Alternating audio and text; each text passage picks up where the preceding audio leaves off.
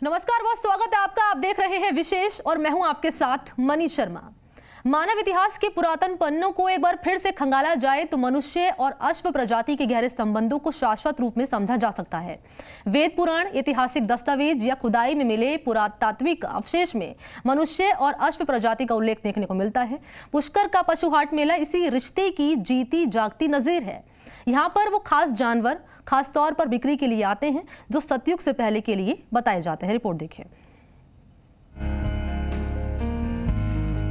आज के इस खर्चीले वक्त में आम लोगों के लिए घोड़े पालना महज विलासिता या महंगे शौक पालने जैसा है, पर पुष्कर के अंतर्राष्ट्रीय पशु मेले में अब घोड़ों के प्रति रुझान साफ देखने को मिल रहा है।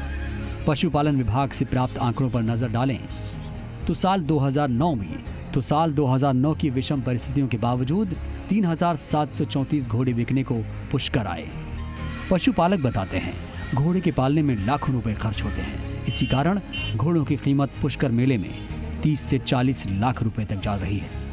हालांकि आर्थिक सुस्ती के दौर में खरीदारों की संख्या में फिलहाल कमी है, लेकिन उम्मीद की जा रही है कि जैसे जैसे मेला परवान पर चढ़ेगा वैसे ही घोड़ों के व्यापार में इजाफा देखने को मिलेगा। जानवर लाए बेचने के लिए। कौन सा जानवर लेके आए हो? कौन सी नस्ल लेके आए हो? हम लाए साहब 2 घोड़े लाए हैं, एक संजाब है, एक लाल मुंडी है। जोधपुर से आए लेके भर के। अब यहाँ जमेगी गिरा की तो यहाँ मन लगता नहीं है। मैं एक जानवर लेकर आया हूँ, नुकरा कोल्ट है, 2 दांत का। उसके मैडम फर्स्ट विजिट है मेरी। तो यहाँ पे अभी तो मार्केट अच्छा है, अभी आज कल से आज इसमें बढ़ने लगा है मेरा। काफ़ी लेन देन हुआ है यहाँ पे और प्राइजेस भी काफ़ी अच्छा लग रहा है। भारतीय धर्म और संस्कृति के ऐतिहासिक दस्तावेजों में मुख्य स्थान वेदों को माना जाता है। वेदों में वरिष्ठ और पहला स्थान ऋग्वेद को मानते हैं। ऋग्वेद में अनेक स्थान पर अश्व प्रजाति यानी घोड़े का उल्लेख देखने को मिलता है। वायु, मत्स्य, भविष्य आदि पुराणों में, धार्मिक कथाओं में युद्ध के साथ यज्ञ में अश्व के प्रयोग का उल्लेख है, जहां उन्हें परिवहन के साधन के साथ साथ जीवन शैली के अहम हिस्से की तरह स्थापित किया गया था। भारतीय अश्व संस्था के राष्ट्रीय उपाध्यक्ष रघुवीर सिंह बताते हैं कि घोड़ों की पुरातन प्रजाति में पूर्व से ही अरबी नस्ल को सबसे पुराना माना जाता था, परंतु संस्था के शोध के बाद ऐतिहासिक और धार्मिक दस्तावेजों को सामने रखा गया, जिससे भारतीय घोड़ों की नस्लों को अरबी घोड़े से भी पुराना माना जाने लगा। अब संस्था वैज्ञानिक आधार पर भारतीय घोड़ों के डीएनए के प्रशिक्षण को लखनऊ की एक निजी लैब के माध्यम से अंजाम दिया जा रहा है, जिससे प्राप्त होने वाले नतीजों को विश्व की विभिन्न प्रयोगशालाओं और विश्वविद्यालयों में अध्ययन हेतु भेजा जाएगा, जिससे वैश्विक स्तर पर भारतीय घोड़े की नस्ल को सबसे पुरातन होने का दर्जा प्राप्त हो सकेगा।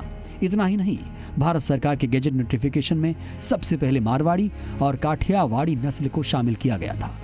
नए शोध के बाद इस गैजेट नोटिफिकेशन में जनस्कार, स्पीति, मणिपुरी और हाल ही में सिंधी नस्ल को जोड़ा गया है।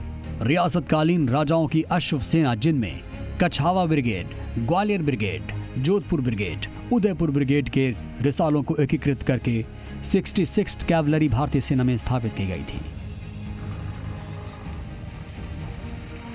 भारत के राष्ट्रीय चिन्ह में घोड़े को दर्शाया गया है।